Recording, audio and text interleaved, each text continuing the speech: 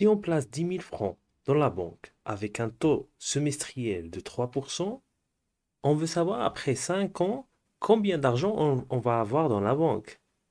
Et donc, pour faire ce genre de calcul, il nous faut la formule suivante. Cn égale à C0 fois 1 plus T à la puissance n. Avec le Cn, c'est la valeur acquise. Le C0, c'est le capital, ou bien c'est la valeur initiale, c'est-à-dire c'est l'argent qu'on va mettre au début. Et le Cn, c'est la valeur qu'il va avoir cet argent après. Et le T, c'est le taux d'intérêt par période. Et le N, c'est le nombre de périodes. Alors, une période, ça pourrait être en nombre d'années, ça pourrait être en nombre de semestres, ça pourrait être en nombre de trimestres ou bien en nombre de mois. Une chose importante qu'il faut savoir, c'est que si le taux est annuel, le nombre de périodes doit être en années. Si le taux est semestriel, par exemple, le N, c'est en nombre de semestres. Si on revient sur notre problème, on remarque qu'on a un taux semestriel, mais on a une période qui est de 5 ans. C'est-à-dire on n'a pas la même chose. Le plus facile, c'est de transformer le nombre de périodes qui est de 5 ans en semestre. C'est le plus simple. Et donc, on sait que il y a 2 semestres par année, il y a 4 trimestres par année et il y a 12 mois par année. Comme dans une année, il y a 2 semestres, on a 5 ans fois 2, ça fait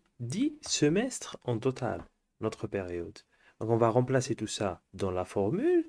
Donc, on a le capital, c'est 10 000, le taux, c'est 3%, et le nombre de périodes, c'est 10. Et bien, tout calcul fait, avec bien sûr, il faut bien mettre les choses dans la calculatrice, il ne faut pas l'oublier le pourcent par exemple. Ou bien, si tu n'arrives pas à trouver la touche pourcent, tu peux écrire 3 divisé par 100. Ça fait 13 439,15 francs. Si maintenant on veut calculer les intérêts, on peut prendre la valeur acquise, soustraire la valeur initiale qui est de 10 000. Et bien sûr, la différence, ça fait 3 439,15 francs. Et cette somme-là, c'est les intérêts.